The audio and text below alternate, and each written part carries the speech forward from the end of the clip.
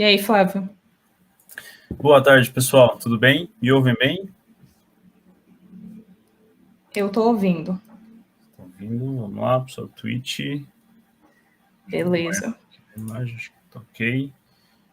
Quem é de Campinas, dá um ok, dá um sim aí no chat. Quem se inscreveu pelo User Group de Campinas? É o Flávio Heskel, um abraço para o Flávio Heskel, grande parceiro aí dos eventos também. O Pimenta tem vários fãs aqui no chat. Beleza, então. Eu vou colocar teus slides aqui.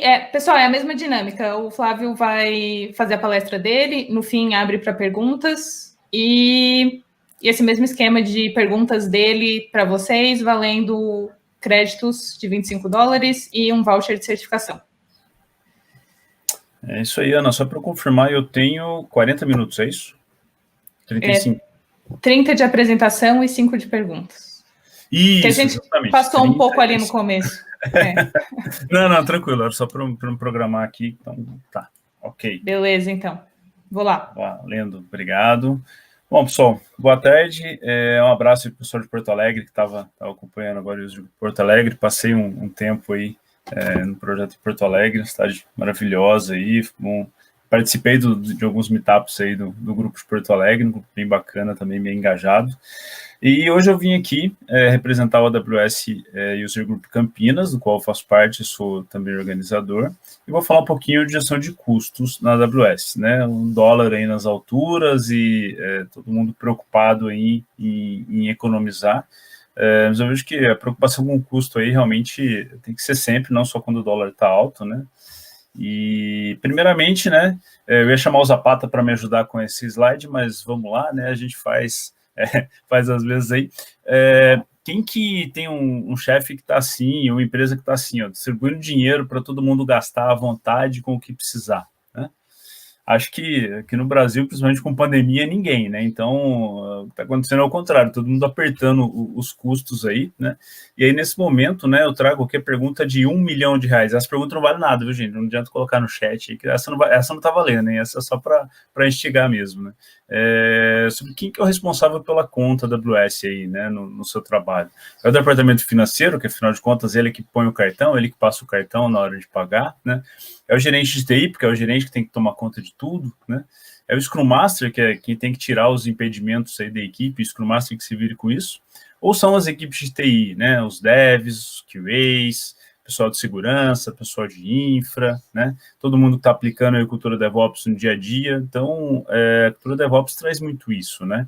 Que você realmente conheça todo o seu ambiente, se integre. Então, é muito importante que você que está lá, né, desenvolvendo, testando, sugerindo uma solução, tenha a noção e tenha realmente o conceito de quanto está custando o código que você está desenvolvendo quando ele vai para a produção, né? A linguagem pode influenciar, o tipo de arquitetura, né? Quais são os fatores que influenciam o custo quando o seu código está em produção? Então, é importante ter isso em mente, né? Porque, às vezes, no momento de definir a solução, isso não é levado em consideração, e quando entra em produção, puxa, o negócio ficou caro, agora está inviabilizando o negócio porque a arquitetura trouxe recursos muito caros aí de se utilizar, né? O caso, como o Fernando comentou, né? Eu vou colocar um cluster Kubernetes com 2 pods, eu vou colocar um cluster Kubernetes para uma aplicação realmente muito pequena, em que o famoso não, o molho fica mais caro que o peixe. Tem que ponderar isso, né? Tem que ter isso em mente na hora de desenvolver, na hora de colocar em produção e também na hora de sustentar, né? Eu já trabalhei em algumas empresas que todo mundo tinha acesso à conta da AWS sem restrição. Ó, você pode criar lá à vontade, mas você é responsável pelo que você cria. Então, a primeira dica que eu trago aqui é realmente usar tags, né? Então, é muito simples usar tags. Aqui eu, né, trouxe um exemplo aí como fica no portal quando você está criando uma EC2, né? Você nunca usou uma EC2 na AWS, você vai criar, a última tela vai ter o último passo, né, é o de adicionar tags. Por que é importante?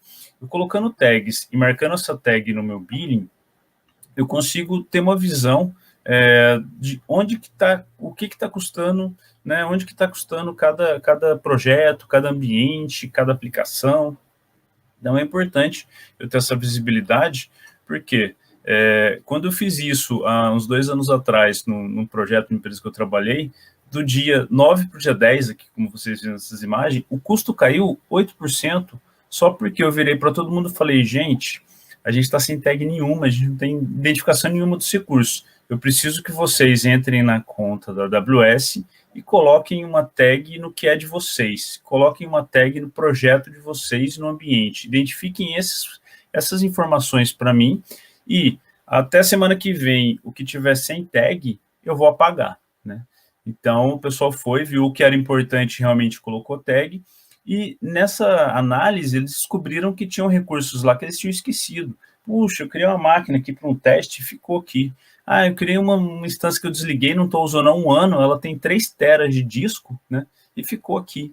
Então, 8%, gente, 8% caiu do dia para a noite, literalmente, só com a cultura de colocar tags nos recursos, né? Então, ao começar a colocar tags, a gente tem esse comportamento da direita, né? No começo, a gente tem todo o custo ali num bolo só, depois a gente começa a ver o custo colorido ali, a ver o custo segregado de acordo com o projeto, com o ambiente, com o tipo de recurso que está sendo usado. Então, isso ajuda a tomada de decisões, ajuda a identificar qual é o projeto, se o projeto que está gastando mais realmente é o que está trazendo mais retorno, ou se nele a gente precisa mexer, precisa repensar a arquitetura para poder reduzir o custo, né? Então, é o primeiro ponto. O segundo ponto bastante importante todos os ambientes são 24/7 e com alta disponibilidade? Pô, isso é muito importante, né? Que o ambiente tenha alta disponibilidade, que ele seja 24/7. A Amazon tem vários recursos que nos ajudam a manter. Mas todos os ambientes precisam ser 24/7 e precisam ter alta disponibilidade. Um ambiente de dev que só é usado de segunda a sexta no horário comercial precisa de uma RDS multi-AZ. Um ambiente de dev que só é usado no horário comercial precisa de máquinas sob demanda? Será? Né? Então, esses questionamentos que a gente começa a fazer na hora de pensar em reduzir custos de recursos já existentes, né? Porque antigamente a gente não tinha essa cultura. Antigamente, depois que eu comprei o servidor, eu tinha lá o meu servidor on-premise, quanto mais eu usasse, melhor, né? Na AWS, na cloud, né? Quanto mais você usa, é melhor, desde que você usa porque realmente você precisa, né? Porque você deixar lá ligado, você vai pagar e não vai usar, isso é ruim, né? E a AWS também não quer isso, né? A gente sempre vê aí os gerentes de contas aí felizes quando a gente reduz o custo, né? Eu tive um case que eu reduzi metade do custo de uma conta da AWS em 3 meses, na empresa que eu trabalhei, e o gerente de contas não ficou bravo comigo, falou, pô, tô ganhando, não, eles ficaram, puxa, legal, agora você está usando melhor os recursos, a maturidade da empresa mudou com isso, né? Então, todo mundo sai ganhando, você usando o recurso, né, com mais sabedoria ali, fica mais interessante evoluir e conquistar aí novos desafios, mas estando com os custos mais aderentes realmente ao uso, né, que é o que a gente tanto prega aí na nuvem. Então, a segunda provocação, né, durante o dia eu ligo, durante a noite eu desligo, isso é suficiente, isso é legal?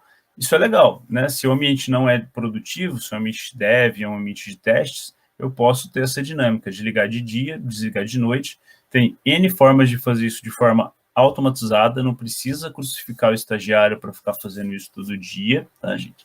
Então, se você pesquisar Lambda, Start, Stop, EC2, você vai achar um monte de script pronto, né?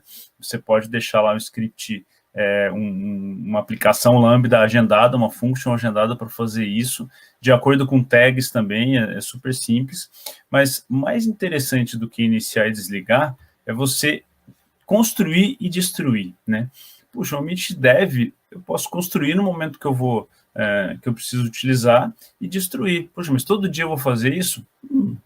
Todo dia eu vou fazer isso. Se você for contar, né, o quanto de custo de storage que você economiza ao ano, dependendo, né, do seu volume, isso vai ser um número muito expressivo, né? Porque quando você desliga, você ainda tem alguns custos ali. O custo de storage é um deles, né? Você mantém o custo de storage de uma EC2 enquanto ela está desligada. E enquanto você destruiu, ela não existe mais. Então, você não tem EC2 e você realmente não tem custo nenhum. Né? Então, é melhor construir e destruir do que ligar e desligar todo dia ambientes que são para teste, ambientes que são mais voláteis aí. Tá? Então, quando você começa a trabalhar com nuvem, você também tem que pensar um pouquinho na evolução da sua arquitetura, né? Como o Fernando disse ali, né? Chegar em containers hoje para aplicações, né? Que eram monolíticos aí é um desafio, né? A gente vem dos mainframes, depois máquinas virtuais, até chegar em containers e orquestradores de containers, né? Mas se você quer utilizar aí o máximo, né? De aderência a ambientes com melhor relação custo-benefício, é muito importante considerar a evolução da sua arquitetura. E quando você tem um projeto novo, aí é o melhor dos mundos, né? Um projeto novo, hoje, normalmente, a gente sai com ele containerizado ou parte para a arquitetura serverless, que também é um mundo à parte, é muito interessante. Não faz sentido para todos os cenários, né? Mas se você pode usar serverless também é uma recomendação grande. A gente teve aí uma Serverless Week que ficou registrada aí também com várias palestras fantásticas sobre serverless. Então é um ponto muito importante aí definir, né, a sua arquitetura de acordo com a sua necessidade, mas pensando na relação custo-benefício, né? Hoje, container é muito mais barato do que a máquina EC2, do que uma máquina física, então vale sempre pensar nisso. Mas não é só colocar um Dockerfile lá e deixar o container rodando, né? Se a gente já está com o conceito de container, aí sim a gente pode chegar a utilizar a arquitetura de spots, né? O Fernando disse ali, não use spot em produção, porque ela pode cair, porque você pode perder tudo que está lá. Isso é verdade, ela pode cair, você pode perder tudo que está lá, mas dependendo do cenário, é possível usar spot em produção, mitigando bastante o risco, tá? Como? Primeiro, você tem algumas lições de casa aí para fazer, né? Se a sua aplicação é stateless, né, se ela não guarda estado, você não tem armazenamento de estado nenhum, né, na sua aplicação, ou tudo que você tem está fora dela, está muito bem arquitetado ali, é um primeiro passo para você considerar o uso do spot, né? Se você consegue escalar horizontal, né, a aplicação vai precisar rodar em várias instâncias para que você consiga fazer o uso mais efetivo. Monitoramento, você tem que ter ali um conjunto de métricas relevantes para a sua aplicação e que você monitora, que você sabe para que serve, né? E que a partir desse monitoramento você consegue tomar decisões de escalar ou não, né? de ampliar ou não o seu pool aí de máquinas. E persistência, né? Você não pode persistir, não deve persistir nada dentro da máquina, né? Então, se você está usando algum arquivo, algum storage dentro da máquina, esquece, né? Tem que estar, sua aplicação tem que estar preparada para tudo que ela for fazer, ela já tem ali para fazer, ou tudo que ela usa já está fora, e aí ela consegue ser resiliente aí a ponto de que se uma instância caiu e outra subiu, ela continua o que ela estava fazendo ali sem nenhum problema. Tá? Então, esses são os pré-reqs. Recomendações, né? Você ter uma estratégia de graceful shutdown, né? Que é o quê? Quando a máquina vai ser desligada, quando sua aplicação vai ser encerrada, né? Você conseguir parar a sua aplicação de uma maneira suave. Se ela está acabando um processo, você conclui esse processo para poder finalizar uma máquina. O uso de containers, e aí no containers implementar o sign term, né, que é justamente o equivalente ao graceful shutdown, né? O container vai morrer, você sabe que ele vai morrer. Então, você consegue finalizar algumas ações antes dele efetivamente morrer. Quando você está usando um Kubernetes, você já tem algumas estratégias que o Kubernetes controla isso, né? Dependendo de como você implementa, ele para de mandar requisição, confirma que o container não está fazendo mais nada, até realmente matar um pod, por exemplo. E com isso, a AWS também numa máquina que é Spot, máquina Spot nada mais é do que uma EC2, só que o preço dela varia de acordo com a disponibilidade, né, de acordo com a ociosidade dela no data center que você está utilizando. Então, o preço varia por região e por zona, né, e também pelo tipo da máquina, obviamente, né. E com isso você consegue ter algumas estratégias, tipo, você sabe quando a máquina vai desligar. Se o preço dela sobe ou a disponibilidade diminui, a AWS chega e fala, ó, vou desligar essa máquina, e você tem um tempo para falar assim, não, espera um pouquinho, né? É um pouquinho mesmo, se eu não me engano, são 3 minutos, eu não sei se esse tempo mudou, porque são várias atualizações aí de features na AWS constantemente. Então, você tem um tempinho ali para falar, ó, espera um pouquinho, que eu vou terminar de fazer o que eu estou fazendo nessa máquina aqui, e você desliga. Né? Então, você tem essa possibilidade. Né? Com isso, você pode, então, partir para uma estratégia de utilizar spots. Né? Se você estiver usando spots com EC2, puxa, minha aplicação não tem container, eu rodo minha aplicação com um script no boot, né? E eu preciso que ela rode no EC2. Ok, né? Você tem que ter a criação automatizada, né? Você vai ter um Terraform, CloudFormation, o teu AutoScale Group aí configurado, o hook do shutdown, que é esse tempo que eu falei que você, quando ela vai desligar, você já pode lançar outra, e aí o ideal é que sua aplicação suba no EC2, suba e esteja disponível num tempo menor do que é o tempo de shutdown, né? Para que você não tenha indisponibilidade. E coloque, obviamente, mais de uma EC2 de acordo com o seu risco, né? Cara, se é um ambiente de dev, qual que é o risco dele? Se ele cair, o que vai acontecer? Vai ter que subir de novo e continua de onde parou, faz um deploy novo, dispara mais um deploy. Cara, usa uma máquina só. Se ela cair, é a hora de tomar um café, de parar, tomar um cafezinho. Quando voltou, ela já está no ar de novo, né? Põe um autoscale no grupo com uma máquina, mínimo de uma, máximo de uma, né? É uma opção. E você tem lá a máquina para fazer isso, né? E se você está usando containers, nós temos aí uma das opções, né? A AWS tem o ECS e o EKS. Como o Kubernetes está muito difundido, eu trouxe aqui um exemplo de Kubernetes. Eu uso, né, Kubernetes com um cliente em produção, tá? Óbvio, não tenho um nó só no cluster, mas tem uma ferramenta que facilita muito, óbvio que, cara, você criar o cluster ali na mão, tunar com todos os features é o ideal, mas se você faz um uso comum, vamos dizer assim, um uso geral de Kubernetes, o EKS-CTL é uma ferramenta muito boa, eksctl.io, o site, né? Onde você, aqui está o exemplo, você define esse YAML que você está vendo na tela e você tem já um cluster criado com os nós sendo máquinas spots, aqui nesse exemplo, com o preço máximo de 5 centavos, e ela sendo da família, né, de uma lista de famílias de máquinas large, M3, M4 e M5, né? Com isso, eu consigo criar um cluster, colocar máquinas spots ali como sendo os nodes, e ao invés de deixar uma máquina só, eu posso colocar, eu tenho 3 zonas, por exemplo, em São Paulo, eu posso colocar 6 máquinas, olha só, 6 máquinas no cluster, onde eu vou ter, então, 2 máquinas por zona, e eu posso colocar 3 pods para 3 réplicas para cada pod meu de produção, por exemplo, né? Com isso, se uma máquina cai, os pods que estão nela rapidamente vão ser criados nas outras. E essa máquina que caiu já vai ser substituída por outra.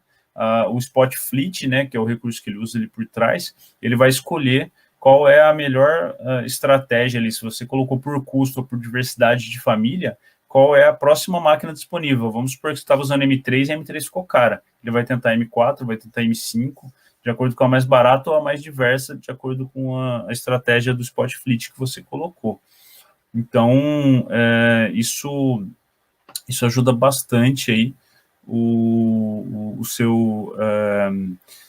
a sua disponibilidade. Eu vi que o pessoal está perguntando de Fargate.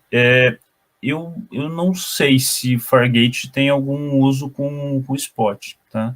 Eu realmente ainda não sei. Depois a gente pode pode investigar. Por enquanto eu não estou usando, não tenho o conhecimento, tá? E para o cluster Kubernetes, né, essa máquina spot vai ser mais um node ali. Então, quando você tem o Kubernetes, ele faz o gerenciamento dos nodes, dos pods, ele vai tentar distribuir a alocação dos pods entre os diversos nodes. Então, a gente não tem um grande problema aí de disponibilidade quando a gente está usando o Kubernetes e Spot, tá? Eu uso há mais de um ano, eu não lembro de nenhuma indisponibilidade, e aconteceram coisas do tipo, deixa eu ver aqui como que tá tal coisa, e eu fui lá verificar alguma coisa no cluster e vi que as máquinas tinham acabado de ser recriadas, assim, tipo, metade do cluster tinha sido recriado e ninguém tinha sentido, não teve disponibilidade nenhuma, né? Então isso é bem interessante. Quanto mais diverso ali em regiões, em zonas e famílias você coloca, óbvio que é melhor, né? Aqui um exemplo, né, da economia, quando a gente está usando Spot, né? É um exemplo bem pequeno esse, mas de 4 instâncias Spots que ficaram ligadas aí 468 vCPUs hora, a gente teve uma economia de 68%, né? Se eu estivesse usando sob demanda, eu pagaria $25, usando Spot, paguei $8, né? Se isso fosse vezes 1.000, né, 25 mil versus 8 mil, aí já dá para perceber um pouquinho mais aí com quão gritante é essa diferença, né? E, cara, mesmo para produção, eu não tive problema. Óbvio, o cliente está ciente do risco, né? Tu não está ciente do risco, pode acontecer? Pode. A chance é pequena, né? Isso pode acontecer.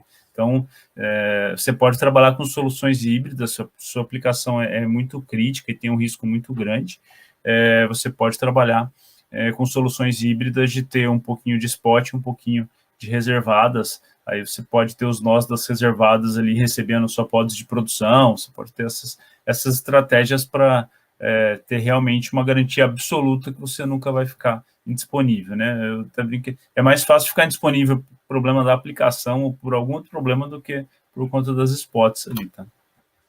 Um outro case bem interessante que eu já atuei o Beanstalking é um serviço que facilita bastante a criação de infraestrutura, principalmente para devs, para quem não tem tanto conhecimento aí, de criação e configuração de load balancer e toda a infraestrutura para manter a aplicação. Eu peguei um cenário em que a gente tinha mais ou menos 40 instâncias Beanstalk, 40 serviços Beanstalk, tanto para dev como para produção, todas com um Application Load Balancer, todas com um Elastic Load Balancer clássico, ou Application Load Balancer, e com EC2, às vezes micro, ali no cluster, porque era um Mint Dev, com um RDS e tudo mais, né? E só de Load Balancer, nesse caso, né? O Load Balancer custa em média aí $30, né, cada um, então 40, né? Só de Load Balancer tinha $1.200. Eu mudei isso para uma infraestrutura de Application Load Balancer, eu coloquei um Application Load Balancer na frente de um cluster de ECS, que estava rodando máquina Spot por trás também no ECS, e migrei essas aplicações, estava relativamente fácil de dockerizar, de containerizá-las, migrei para o ECS, e só de load balancer foram $1.200 de economia, né? Fora as EC2 que a gente converteu ali para Spot, então o custo saiu alguma coisa em torno de $3 mil para $100, $200 ali por mês. Foi uma diferença muito gritante nesse cenário, né? Porque realmente os recursos estavam subutilizados de uma forma absurda nesse cenário, realmente estavam hiperestimados aí, né? Um load balancer com uma máquina micro para usar em dev, né? Não é um cenário que faz sentido. Mas como o pessoal ali, né, conheceu o Beanstalk e só sabia ele, era bala de prata, tudo eu coloco no Beanstalk e dá certo. E colocava, né, uma aplicação por Beanstalk, ali a gente fez um misto, colocou todas as aplicações no cluster ECS, compartilhou muito mais recurso e ficou muito mais barato, né? Bom, algumas dicas finais, a gente está se aproximando aí, né, ao final, mas ainda temos um tempinho aí de de discussão, mas algumas dicas finais, né? Serverless, como eu disse, o custo é bem aderente à demanda, então faz sentido usar serverless? Faz, né? Se a sua aplicação tem uma demanda muito alta, um tempo de resposta muito baixo, né? Você pode ter alguns problemas com o ARMAP, né? Com o tempo que a função realmente demora para estar disponível na hora de escalar, então tem que ser bem pensado, mas serverless é um caminho muito interessante para que você tenha o custo muito próximo do seu uso efetivo, né? Então, se eu tenho um ambiente todo feito com serverless e eu tenho uma requisição, vai custar praticamente nada, porque eu tenho um free tier aí de lambdas, por exemplo, que te garante aí uma quantidade de execuções mensais com custo zero. Agora, se eu tenho um aumento das requisições do dia para a noite, eu não preciso me preocupar com quase nada para garantir que meu ambiente vai escalar, porque ele vai escalar sozinho, né? Vai custar mais? Vai, mas eu entendo que se eu estou tendo muito mais requisições, eu estou recebendo, né, financeiramente muito mais por isso, e aí eu estou pagando esse custo aí de uma forma tranquila aí, né? O custo tá aderente às requisições, né? Então, se eu cobro por requisições, eu fico tranquilo com relação ao custo e não preciso me preocupar com manutenção, com escalabilidade da minha aplicação. Óbvio que o desenvolvimento serverless tem que estar preocupado com isso, né? Se a sua função lá está com algum gargalo e ela começa a demorar, se você está usando o banco relacional depois do serverless e ele gargala, você pode ter problemas. Então, quando a gente fala em serverless, a gente fala em usar possivelmente bancos NoSQL, bancos também como serviço, um Dynamo, né, por exemplo, um DocumentDB, como a Fernanda também colocou. Estou usando o DocumentDB recentemente aí, já estou usando a Engine 4.0, está muito bom, também legal, realmente bem, fica muito fácil, seguro utilizar aí o DocumentDB, tanto para serverless, como para microserviços, como para aplicações maiores também. Né? Ok. Eu estou acompanhando os comentários aqui de vez em quando, se eu pego alguma pergunta, alguma dúvida aqui, eu já tento encaixar também. Né? Um ponto interessante, S3 versus DynamoDB. Né? Faça uma pesquisa, veja se realmente faz sentido, por quê? Você pensa assim, eu preciso armazenar um conteúdo estático, um conteúdo que eu vou acessar poucas vezes, mas eu quero ter ali. Então, de cara, a pessoa fala, não, S3 é mais barato. Vou colocar no S3, que o S3 é o storage mais barato que tem. Não necessariamente. Tem alguns cenários, né, e tem vários cases e vários artigos da própria AWS sobre isso. Em alguns cenários, o Dynamo, né, que é um banco ali chave-valor, ele consegue te entregar o mesmo conteúdo com um custo mais baixo do que o S3. Só que isso depende do tamanho, né, do conteúdo que você vai colocar e da quantidade de vezes que você vai colocar e acessar. Porque o S3 ele cobra pelo storage e também pelas requisições, né? E o Dynamo ele vai cobrar muito mais pelas requisições do que só pelo storage. Então, dependendo do volume, se você tem arquivos pequenos em grande quantidade, em alguns cenários ele fica mais barato no Dynamo do que no S3. Tem alguns exemplos disso na net, é facinho de encontrar aí, tá? Tem duas features novas que saíram agora, é o Paladino que me deu algumas sugestões aí, que é do Grupo de São Paulo, e uma delas é o Spot Rebalance, que você consegue minimizar as interrupções na Spot, porque você consegue ter algumas ações de já pedir para lançar novos spots, porque você sabe que um spot vai morrer, né? Então, ele faz ele recalibra ali o seu conjunto de spots de uma forma um pouquinho mais automatizada, para que você consiga já ter spots novas antes das antigas morrerem, de uma forma parece que meio transparente ali para a gente. Eu não usei ainda, mas eu vi que ela vai te garantir aí uma disponibilidade maior do seu ecossistema de spots aí, quando você tem muitas spots sendo usadas, né? E O Cost Explorer agora, ele tem uma... Bom, o Cost Explorer, para quem não sabe, é a área do billing aí, onde você consegue ter várias visualizações de como está o seu custo, né? Aqueles gráficos que eu mostrei ali do custo por tags é um gráfico do Cost Explorer. E ele está com um serviço em preview, que é o Anomaly Detection, que você pode configurar algumas regras que ele vai te dar alguns alertas se acontecer algum uso incomum ou um aumento, né, significativo aí de custo, né, num determinado período. E aí imagino que por trás ali tem alguma IA, alguma machine learning ali que está identificando ali como que está a criação dos recursos. Então, numa eventual fraude ou num eventual bug, num eventual uso incorreto ali, né, do sistema, você consegue identificar rapidamente, né, o que está acontecendo na sua conta, por que o custo aumentou aí de uma maneira muito rápida. Você consegue pegar isso mais rápido e tomar uma ação já imediata aí com relação a isso. Ok. Bom, essas eram as provocações aí que eu queria trazer e essas sugestões para que vocês consigam planejar aí os ambientes e terem aí a conta Amazon de vocês de uma maneira saudável aí, com um custo aderente ao que realmente faz sentido para o negócio, né? E como a gente está falando de custo, a gente vai ter distribuição aí de alguns cards aqui, de alguns vouchers aí de créditos AWS, né, para que você não tenha custo em alguns recursos ou por um tempinho aí na sua conta e consiga usar alguns serviços aí para testar ou mesmo para o seu ambiente aí na sua conta, né.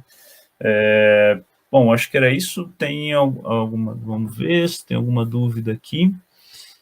Spot rebalance aqui, lembrando que trigo o término do spot, vai ser de tomar decisão.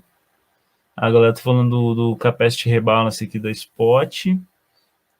Ele foi lançado agora em junho, o recurso, viu, Resk? Em junho, em novembro, é bem recente mesmo.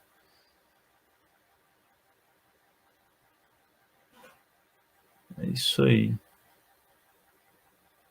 Existe compra de voucher.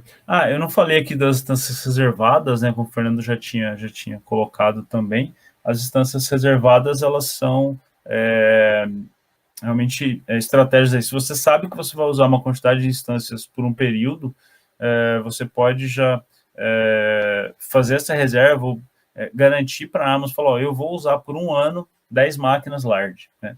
E aí você tem algumas estratégias de pagar antes ou até pagar depois, algumas estratégias de como você vai fazer o pagamento delas, mas o valor hora dela baixa a partir do momento que você assina esse contrato, né, de que, vou usar por um ano, né? E aí, se você não usar por um ano, você vai pagar. Então, você tem que... mas você pode converter o tipo da máquina, tem uma série de evoluções também com relação a como você usa esses créditos, né? Mas é você antecipar, né, realmente que vai consumir determinada quantidade de recursos e pagar mais barato por isso.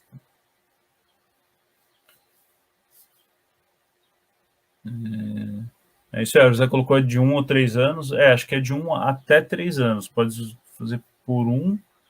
Tem a venda, se você comprou e não vai usar, antigamente não lembro se você podia vender reserva que não te faltava, não sei se ainda pode. Eu nunca fiz isso, não sei exatamente como funciona. Mas o caminho é mais ou menos esse. Bom, acho que era isso. Não sei se a Ana está por aí, quer acompanhar, está aqui. Estou aqui. Estou no tempo, Ana? Estourei? Não, né? Então, eu acho... Eu passei e daí acabou que foi uma bola de neve. Então, vamos para as perguntas valendo prêmios, é isso? Isso aí.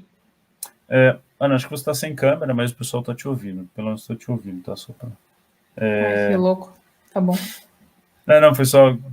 Não, pior que tá sem mesmo. Eu tô vendo no Twitch aqui, às vezes é só no StreamYard, mas no Twitch também tá.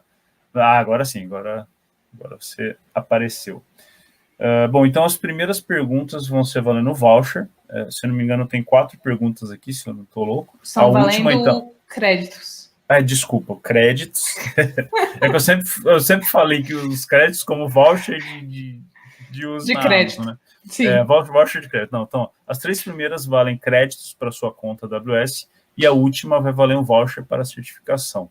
Lembrando que você deve chamar a Ana no privado aí no Twitch assim que você for anunciado aqui como quem respondeu corretamente a pergunta. Então, agora, valendo 1 milhão... Não, 1 milhão não, né? Valendo um créditos AWS, a primeira pergunta é: o que é mais barato normalmente? Né? Eu usar, opção A, uma EC2 Spot M5 2 Extra Large, M5 2 Extra Large, um M5 2 Extra Large, né? Usar uma EC2 sob demanda M5 Extra Large, ou usar 10 EC2 Spot M5 Double Extra Large. É legal que eu misturei português com inglês ali nos Double Extra Large, 2 Extra Large, 5 Extra Large, para confundir toda a galera. Deixa eu ver aqui. Quem foi o primeiro que respondeu A? Vamos ver. Foi o JW01. JW01, é isso aí. Por que o EC2 Spot é a mais barata de tudo isso, né? O EC2 Spot M5 2 Extra Large, 2 Extra Large, dependendo da região, ela vai custar em média 20 centavos a hora, né? A EC2 sob demanda M5 Extra Large, ela está custando 25 centavos a hora, né? E 10 EC2 Spot, você vai passar de $2. Aí também a Spot é barata, mas nem tanto, né, gente? Não é tão assim. Então, realmente a opção A é a opção correta para o uso normal. E normalmente a M5 Extra Large é mais barata dessas opções. Tá bom? Agora, a segunda pergunta. Qual que é a resposta verdadeira? O EC2 com reserva é mais cara que sob demanda, mas eu sempre terei ela disponível. O EC2 com reserva é mais barata que sob demanda e eu sempre terei ela disponível. Ou uma máquina spot nunca desligada. Valendo! Eu vou ter que chamar o VAR, que são os User Group Leaders, porque... Eu também, eu tinha mandado alguma mensagem aqui que vai ser a próxima. Misturou a resposta da primeira com a segunda e agora eu tô na dúvida, hein? Não tem o horário das respostas aqui, gente?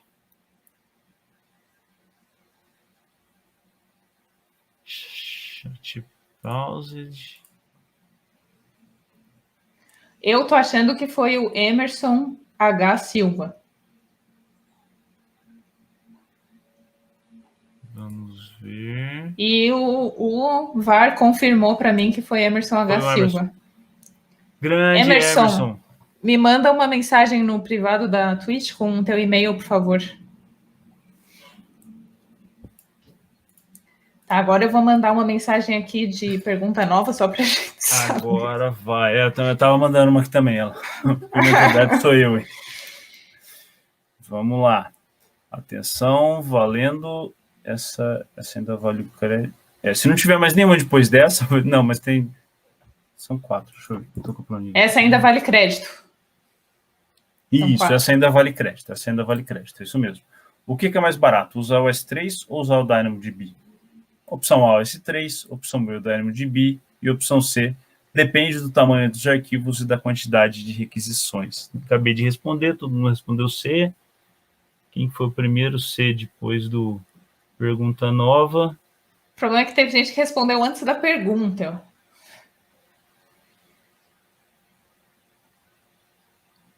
E aí? Cadê minha mensagem? Tá aqui a minha, agora vai. Ah, é? O pessoal respondeu antes de aparecer a pergunta? Foi. Então chama o VAR de novo. VAR. Quem respondeu depois de aparecer a pergunta? Já vai ter que dar um replay depois do tweet aqui. Desativa o chat, só ativa depois a resposta. Eu não tenho tantos poderes assim, gente.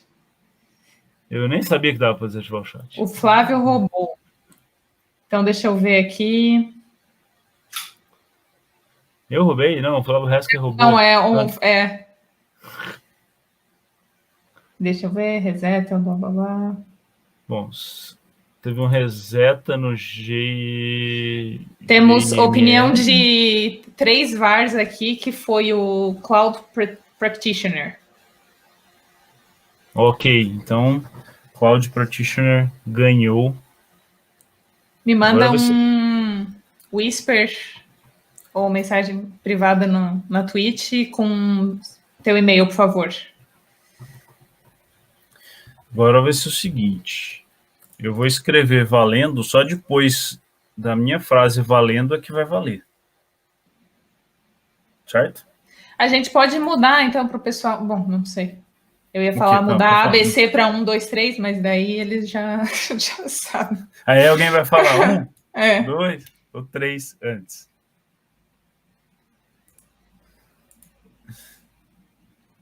Não, vai ser... Tá, pode ir, Pimenta. Vamos lá. Então, depois que eu escrever valendo, a próxima resposta, né? Depois do valendo é que vai valer. Eu vou falar a pergunta primeiro, e aí eu vou mudar o slide para mostrar as respostas. A pergunta é, em quais desses serviços eu posso usar máquinas spot para o runtime de containers? Tá? Então, quais os serviços que vai aparecer já na tela eu posso usar spots ali para garantir a execução dos containers? Então, eu dei o valendo aqui, mudei o slide. Agora eu vou ler. Alguém respondeu? ECR e EKS, ECS e EKS ou ACS Fargate? Ó, a primeira pessoa que eu tenho aqui que respondeu a B foi o Kleber Cabral. Confere aí com vocês também. Para mim confere, Kleber Cabral. Isso aí, o VAR também confirmou aqui que foi o Kleber. Kleber, por favor, me manda uma mensagem privada na Twitch com o teu e-mail para a gente poder te enviar o crédito aí. É isso aí, gente. Muito obrigado pela presença de vocês. Espero que tenham aproveitado algo da apresentação, fora os vouchers, né? E meus contatos estão no site aí, pimenta.dev, pode se inscrever na tela. Se ficou alguma dúvida, podem me mandar em alguma das minhas redes aí, que eu vou tentar responder a todos aí. E quem está aqui na região de Campinas, em breve teremos meetups presenciais novamente, se Deus quiser. Mas também teremos meetups híbridos aí, com participação online. A gente está aprendendo mais também a compartilhar online e sem fronteiras aí para abraçar cada vez mais a comunidade ao longo do